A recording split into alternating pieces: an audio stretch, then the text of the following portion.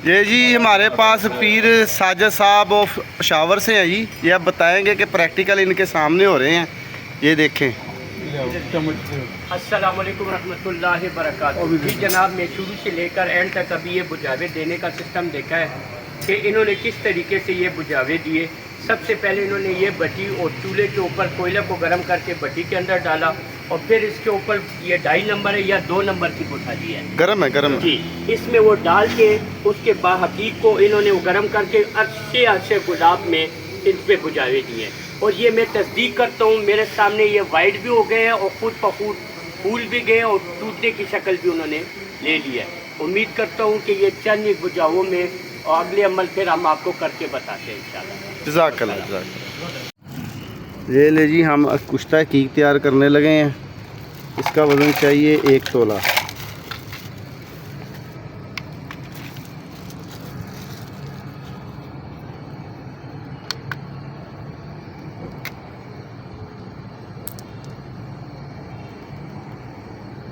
ये बुझाओ देने के लिए तकरीबन मैंने ज़्यादा ले ली है, इसी के बुझाओ देंगे। शुरू करो। ये 2 पीस बड़े रख। ये हमने ले 30 ग्राम। अब इसको बुझाओ देते हैं, ठीक है। ऊपर रख रहे हैं, पतली गोले पाओ चम्मचना साइड से। हम की को रख के सुरख कर रहे हैं। ये चना छोड़ दी ऊपर कैमरे कोला बेच ना जाए। हाजी साहब हर गल तुहानू दसनी पैंदी है। लो फड़ो, कोले बेच ना जान।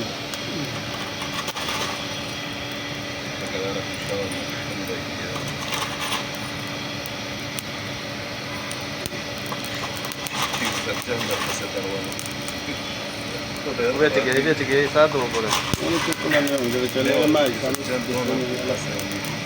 2 कोले गए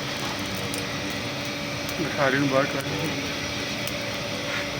एक गया एक हो गया।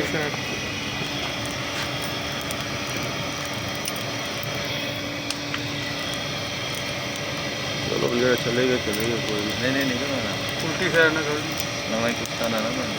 नहीं यार, तू वीडियो बना बस, तेरा और कोई काम नहीं।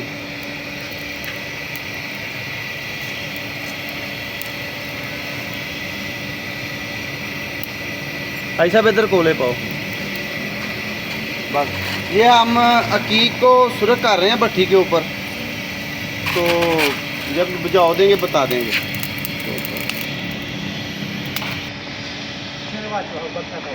ये देखिए जी, अकीक कठियाली में सुरख हो के सफ़ेद हो रहा है। अभी से सुरख होने के बाद इसको एक बुझाओ देंगे। अरे गुलाब सैद शाह में जितू में वो भी बताते हैं। स्टॉप कर दें। ये हमारे 2 नुस्खों के प्रैक्टिकल हो रहे हैं। ये आयरन वाला तैयार कर रहे हैं अल्हम्दुलिल्लाह। तो ये हम वो अकीक कर रहे हैं।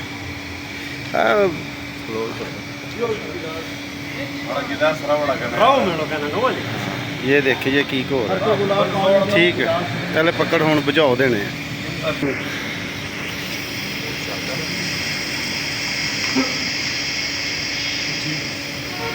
अब इसको बुझाओ देंगे। अच्छा तो भट्टी बंद करनी। इधर आओ साहब,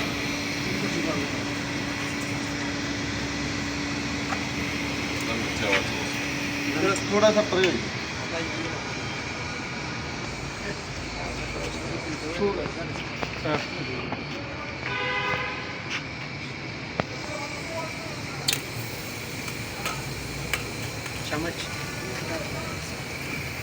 चम्मच दियो जी। ऐसा भी इधर आके खरुच हो रहा। आशिक तू फिर तेरा काम वीडियो बनाना बस।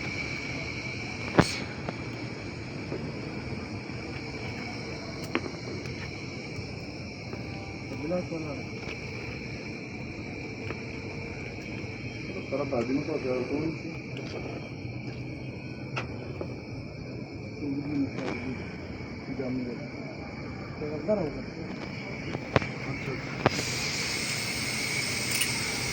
गया।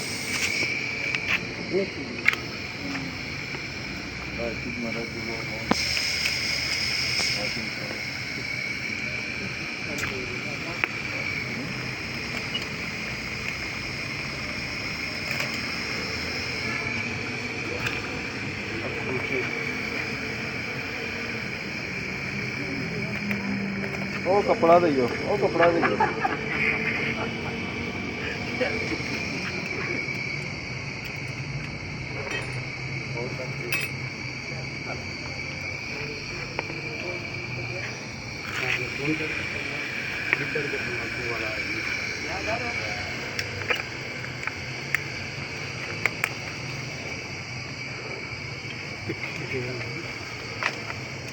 गरम